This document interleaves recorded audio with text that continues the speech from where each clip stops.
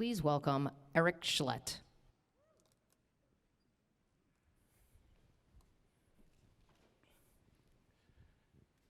Good morning. I'm Eric Schlett, Executive Vice President, Clarion Events. I've been blessed to lead Clarion Fire and Rescue Group and FDIC International specifically for the past 23 years. For 18 of those years, I've had the privilege and good fortune of having Bobby Halton as my right hand or wingman for this incredible team. It's not lost on any of us that Chief Halton made a profound impact on the Clarion team, the fire service, and his passing leaves a void that's difficult to fill. It was a shock to all of us, and while we continue to mourn his passing, we take solace in his incredible faith and trust he's with God and looking down on us. I'd be remiss if I didn't recognize the Halton family here today. Bobby's wife, Marcia, their 3 sons, Ryan, Dean, and Evan, as well as Bobby's sisters and brother, Ray, and the spouses and the children. Thank you.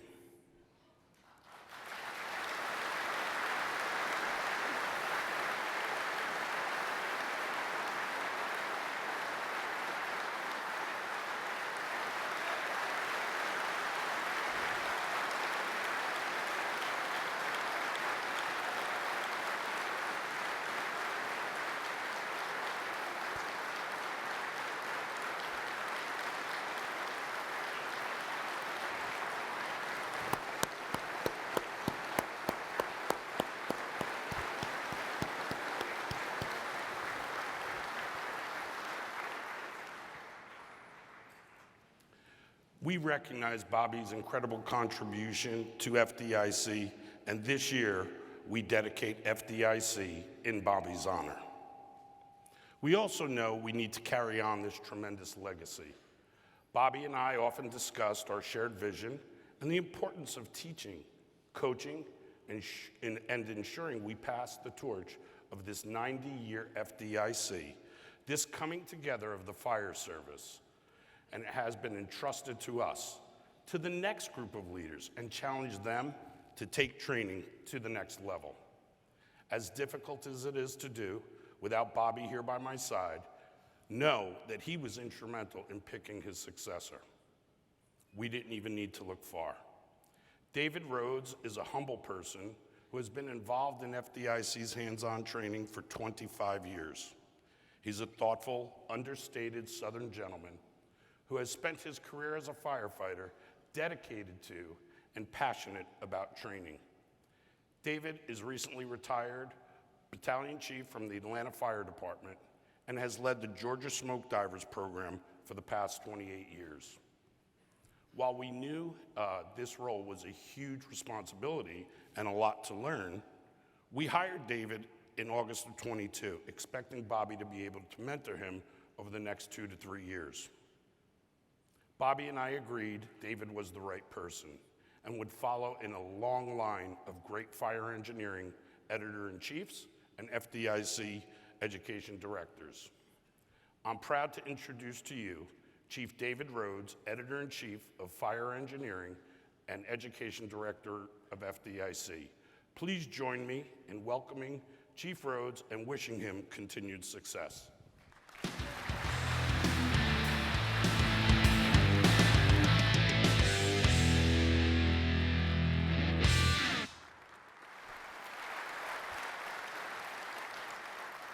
Thank you so much. Thanks again.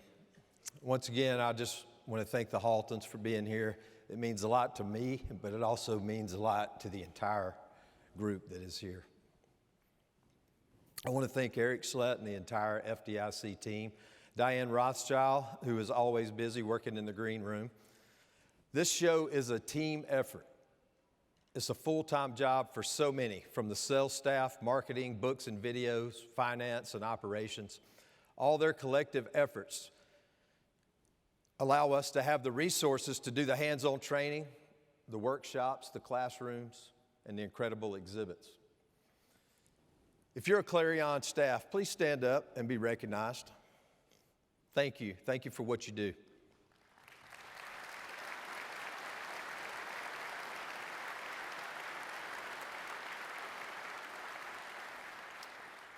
We have some very special guests here also, come from all over the world.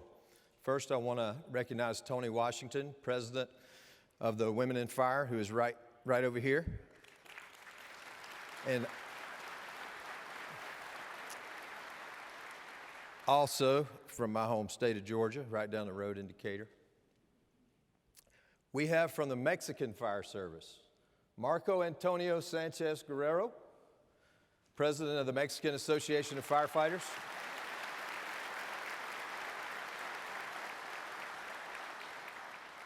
Isaac Olivas, Foreign Affairs Advisor for the Mexican Association of Fire Chiefs.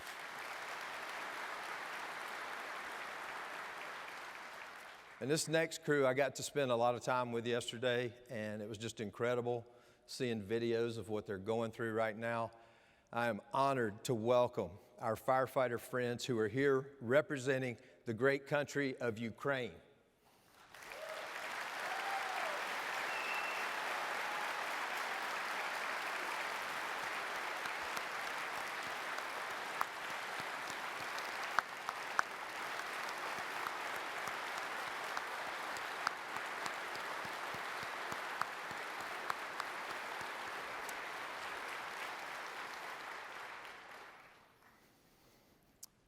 Well, things have certainly changed in our lives since December 19th. Well, I'd worked with Bobby for the past 18 years. It wasn't until last August when he and Eric hired me full-time that I really got a grasp on the total commitment and work ethic that Bobby had. There was rarely a day that went by without a couple-hour phone conversation followed up with dozens of text messages. Some of you were in those text groups. And emails galore. This included weekends. This was 24/7 with Bobby. I'd asked Bobby why he wanted me to be the guy to take over when he decided to step back. And just for the record, I never really thought he was ever going to step back. And I don't think you guys did either. I thought he just had a soft spot for me after my own department attempted to fire me after that little t-shirt management article I did a few years back. But what he told me was he liked the fact that I had a history of loyal disobedience. I was loyal to the fire service, but disobedient to authority that didn't have the fire service best interest at heart. And in the months after Bobby passed, I spent hours going through his computer, trying to sort out the status of different projects that we had, looking for finished chapters of books that he was doing for people. I stumbled across some notes. One folder said, "The succession plan for the editor." And I was like, sweet. Turns out Bobby had some really strict criteria for his replacement.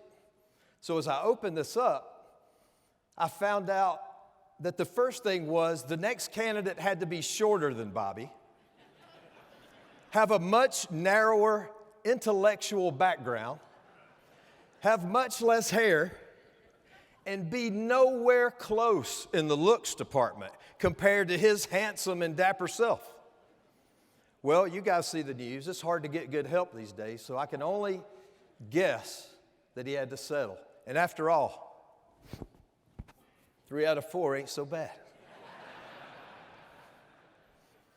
Things didn't go as planned. We didn't get the 2 to 3 year transition we wanted. It still seems unbelievable. Every now and then I find myself reaching for the phone when I see a funny meme or some story and I want to text it to him. I want to call him. It's very surreal to go from that much day-to-day contact to just silence. But here we are. And we continue on with the work. Somehow strong leaders like Bobby know how to challenge us and push us beyond our comfort zone. To be honest with you, when Eric and Bobby approached me about doing this job, I really had to think about it. Did I want to sacrifice my newfound freedom of retirement after grinding and working 36 years for local government? Retirement was extremely liberating, and if you're close, I highly recommend it. I got in 40 rounds of golf the first year. My buddy, Mr. Sykes over there. I was just starting to show some improvement, and there was talks in the cart about maybe me going on the senior tour in a couple of years if I kept going that way. Did I really want to sacrifice my golf game? Did I want the pain of travel? Airport after airport, hotel after hotel. Actually, I really didn't want to go back to working for someone other than myself. But something inside me, the flame that the guys at the Conyers Fire Department lit back in 1985, the flame that my mentor Scott Millsap stoked at the Georgia Smoke Diver program, the flame that Tom Brennan and Bill Manning added fuel to by bringing me into this organization, the flame that Bobby Halton fed oxygen to. It created a flashover when Bobby looked at me and he said, "It's not a job, Rhodes. It's another opportunity to serve." Of course, I caved and said yes. Most of you come here to learn from some of the best, knowledgeable, experienced instructors in the industry. Most of you are leaders, either formally or informally. But there's another reason that you come here. It's because back home, you suffer from caring so much and trying to do so much that you become a target in your own organization. You too are loyal disobedience. That's why you're part of my tribe now. You come here just as I have over the years as a form of therapy, to recharge your batteries, to be a part of something greater than yourselves, to hang out, network, and talk with others who face the same hardships, to be around people who have a mentality that gives you hope and inspiration, to keep doing what you're doing, and in some cases, maybe even increase your efforts. At least this week, you find other people who actually care about our service. You know, there's really been little focus on the mental health effects of poor leadership. We tend to want to talk a lot about PTSD because we can blame that on an incident that's beyond our control. But we don't want to talk about the root cause of the majority of stress that causes us issues. Organizational vindictiveness, discrimination, favoritism, and exclusion. I know you. And I know that you aren't looking for credit. You're not trying to take someone's job by your contributions. You just want to do your job. You're committed to the service. You just want to contribute. You want to make a difference. Unfortunately for us, not everybody is like that. And your enthusiasm, your professionalism, and your competence are a threat. A threat that unintentionally exposes complacency, laziness, selfishness, and incompetence. Because of that, you come under attack. You become a target, and the crabs reach up in the bucket and they try to pull you back down. When people are intentionally preventing you from contributing and having influence, it is a form of mental torture for people like us. You can easily become cynical. You can get full of contempt, overcome by the urge to retaliate and even get even. Don't give in. And don't give up. You know what the best form of retaliation is? Success. You know, there is no one person or one group of people that are here that has a monopoly on suffering. Suffering is a part of life. Maybe you're a rookie, suffering from the hardships of being accepted. Maybe you're a volunteer, and you suffer from being recognized as a dedicated professional that you are.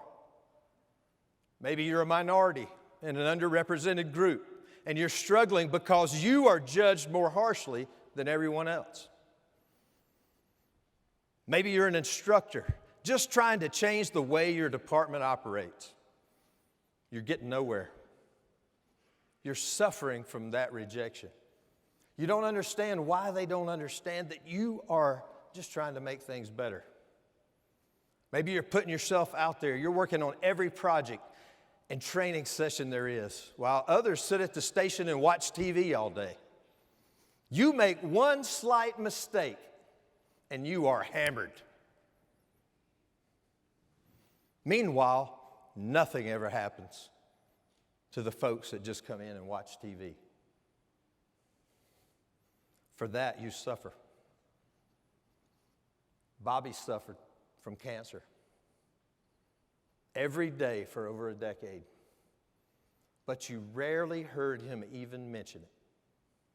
Unless you were there on a road trip with him right after chemo, and he said, "Rhodes, pull over, I got to throw up." Or maybe you're headed down the road, and he said, "Hey, pull into that convenience store." There was a certain brand of ginger ale that he liked for that nausea. If you weren't family or a travel companion, you probably would never know. The point I want to make here, there is sacrifice and suffering in everything that is for good. Nothing worth a damn comes easy.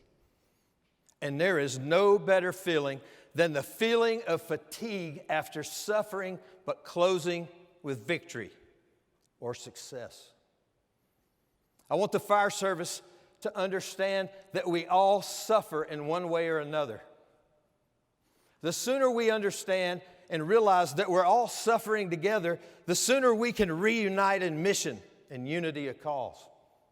Pain, hardship, suffering. The key ingredients to character. You can't be an effective leader without competence and character. Think about it. You can't gain competence without sacrifice. Sacrifice of time away from something else. Sacrifice of time away from things that you might enjoy more. The grind of personal improvement. Competence is why you're here. Better yourself through training. Share your skills and network, all because of the passion to learn and grow. Character is who you are. It's not enough to be competent. You have to have character in order to lead, to be trusted, and to effectively serve. You know, it's called the fire service for a reason. Truth is the antidote for suffering. The fact that you are suffering doesn't justify your immorality to neglect your own training, yourself, and those around you. It doesn't justify revenge. You know, it's been said that it's harder to rule yourself than it is to rule a city. But it's always easier to point to others' flaws and blame them for your hardships. As firefighters, we need to be strong and united. We need unity of purpose. Many people participate, many cultures, many ancestries, many faiths, but their diversity is not the source of strength. The source of strength is unity. It never has happened to be the source of strength. Diversity helps build unity when differences are honored, when assumptions are suspended, and respect and authentic interactions are valued. These things produce unity of mission and unity of purpose.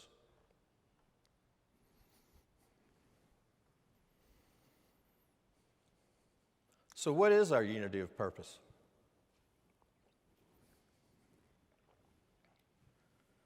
It's really quite simple. And if we would all just focus on it, most of our other internal and personal issues would go away.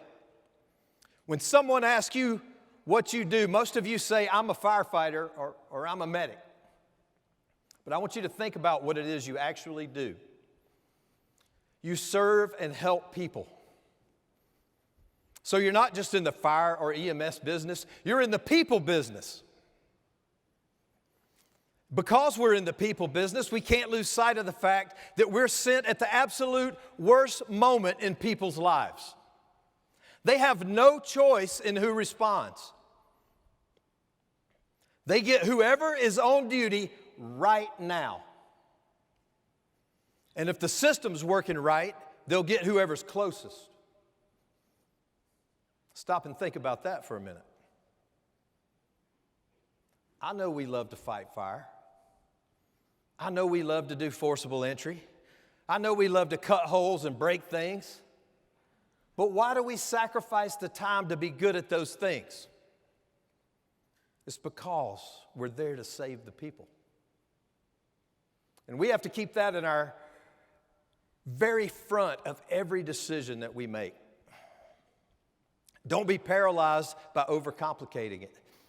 We've been given the opportunity to serve. In the midst of our sacrifice and suffering to make ourselves better, our crews better, and our departments better, it's because we have a responsibility to be the best, to be competent, and to work with honor and character. Our calling is high, and we're among a small group that knowingly volunteers to sacrifice and hope that our preparation leads to skill and action that allows us the privilege to execute. To execute so that we can buy someone's grandfather the opportunity to celebrate another birthday. So that we can buy someone's grandmother the chance to cook and host Thanksgiving meal one more time. So that we can buy that dad the opportunity to walk his daughter down the aisle. So that we can buy that woman the opportunity to be a mom to her kids and see them grow up. And so we can buy these kids the chance to wake up and innocently enjoy playing with their neighborhood friends. We go to fires not for the firefight, but to protect and remove the people. We go to EMS calls not just to execute tasks, but to save their lives. And if we're in the people business and we're going to be given these opportunities, then how dare us be anything but the best? We must be the firefighter that you want showing up at your house.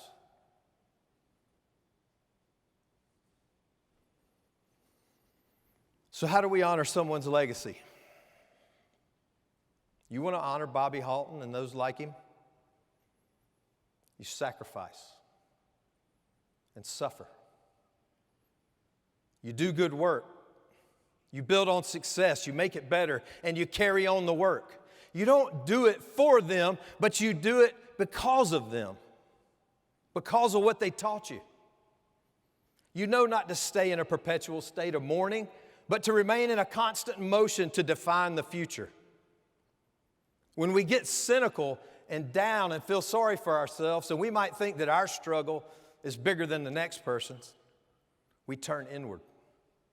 And we no longer do what we need to do. You know, looking for opportunities to help others and doing it is very therapeutic. It shifts focus away from our suffering and makes us realize that other situations and struggles are actually worse.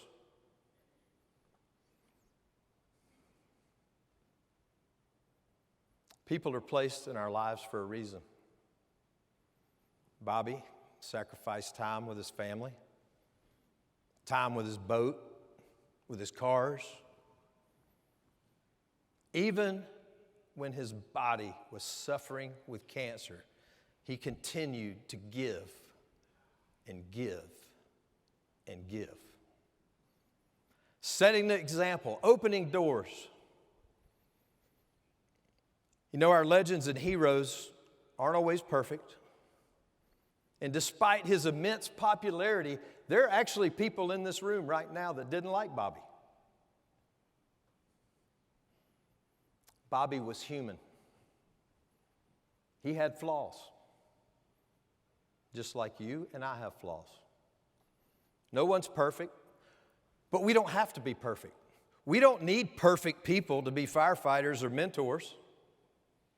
Legends are legends because they stood up, often alone despite their flaws, often in contrast to the popular position of the day, often against overwhelming odds and tremendous personal cost. You guys probably don't know this. I guess the Clarion executive team does, but when you saw Bobby in the video. When Bobby was up here talking, we actually had to pay extra hazard insurance for the first 3 rows right here. That was considered the spray zone, and especially during COVID.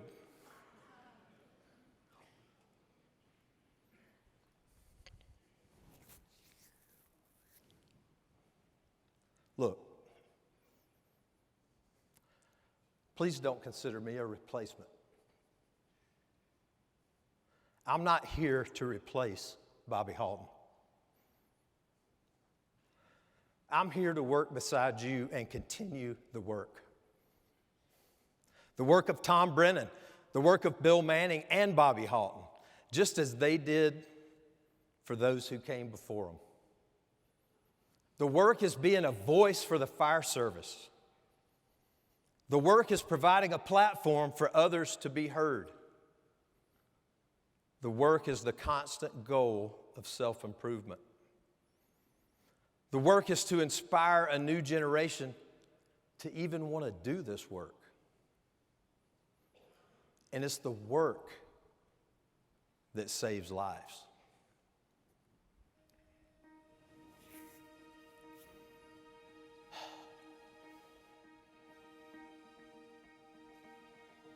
This will be the last FDIC conference with Bobby's personal stamp on it.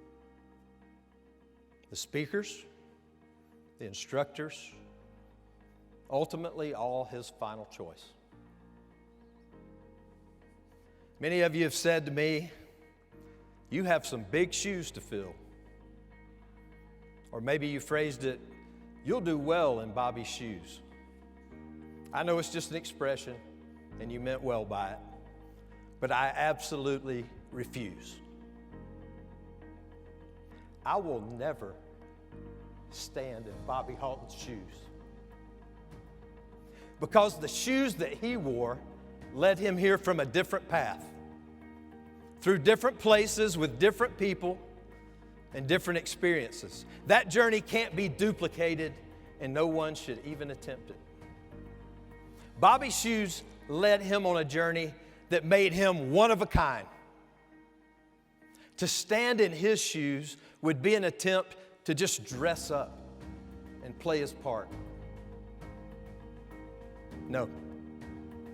To merely imitate him would be a dishonor. Instead, I'll wear my shoes,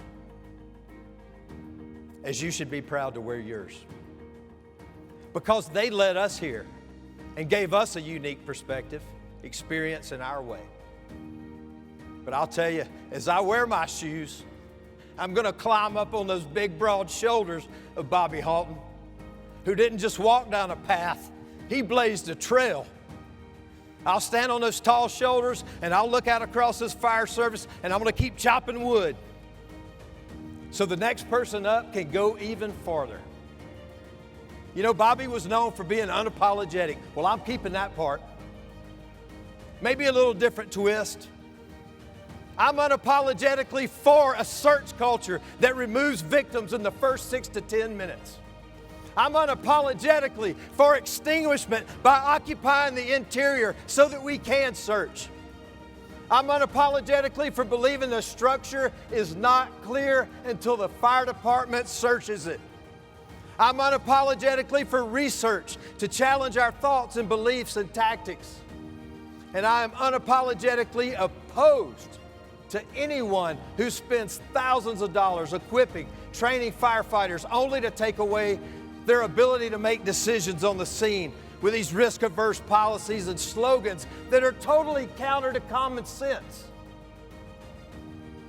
and our mission of saving lives. We're all here to stand on the shoulders of a great American, a mentor, a firefighter, a friend, And let's take this fire service to a whole new level for a whole new generation. Thank you. Thank you, Bobby. We miss you dearly, and we proudly, officially open and dedicate FDIC to you.